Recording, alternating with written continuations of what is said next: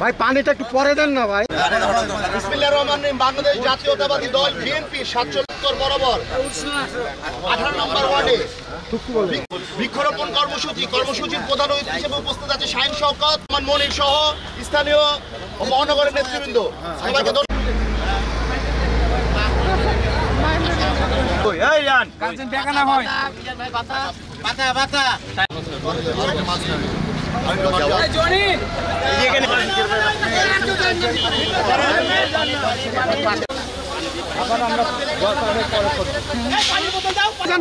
মিজান ভাই লাঠির হাতটা ছেড়ে দেন। টাকা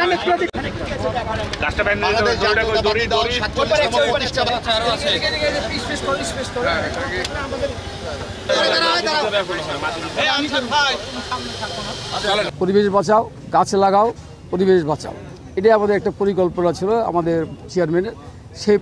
সেই পরিকল্পনায় সারা বাংলাদেশের লোক আজকে এই গোটা বাংলাদেশের যে গাছ দেখছেন আপনারা, সেই গাছে উদ্বুদ্ধ হয়ে প্রতিটা মানুষ গাছ লাগানো ধরেছে।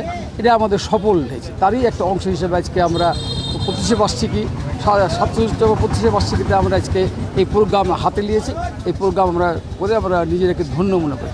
আমাদের মাননীয় ভারপ্রাপ্ত চেয়ারম্যান তারেক রহমান সারা বাংলাদেশে 1 কোটি গাছ লাগানোর পরিকল্পনা নিয়েছিলেন। তারই অংশ হিসাবে আমরা রাজশাহী মহানগরীতে আজকে 3য় দিনের মতো কর্মসূচি পালন করছি। এই কর্মসূচি বৃক্ষরোপণ কর্মসূচি। বৃক্ষরোপণ কর্মসূচি শুধু একটা কর্মসূচি না, এইটা বাংলাদেশের আপামর জনসাধারণের অত্যন্ত প্রিয় একটা বিষয়। কারণ বেশি বেশি গাছ লাগালে আমাদের দেশটা সবুজ হবে। যদিও আমাদের দেশটা সবুজ, শ্যামল এবং সোনালী এবং একটা সুন্দর আবেগের জায়গা, বিশেষ করে রাজশাহী মহানগর, এই পদ্মা বিধৌত অঞ্চল রাজশাহী মহানগর বিভিন্নভাবে ফারাক্কার মরল ছোবলে এটা মরুকরণের প্রক্রিয়ার মধ্যে আছে।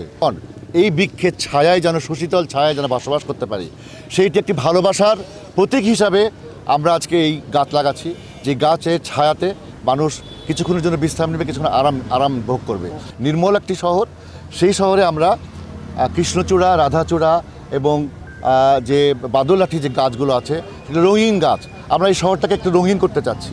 রাজনীতির বাইরে জীবন অনেক জটিল, রাজনীতির মধ্যে জীবন অনেক জটিল, রাজনীতির মধ্যে জীবনের আনন্দ খোঁজার কোনো জায়গা নাই।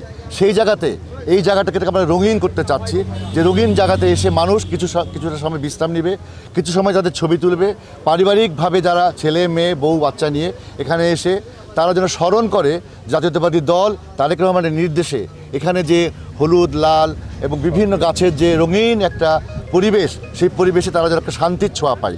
আমরা জাতীয়তাবাদী দল গোটা বাংলাদেশের মানুষকে শান্তি দিতে চাই, সমৃদ্ধি দিতে চাই, বিশ্বের মানচিত্রে একটি মর্যাদাশীল জাতি হিসেবে প্রতিষ্ঠিত করতে চাই এবং জনকল্যাণমুখী কাজে সকল জনগণকে সাথে নিয়ে পাশে নিয়ে আমরা এই সুশীতল বিএনপির যে ছায়া, সেই ছায়ার তলে সবাইকে ঐক্যবদ্ধ করে আগামী দিনে বাংলাদেশ গড়তে চাই।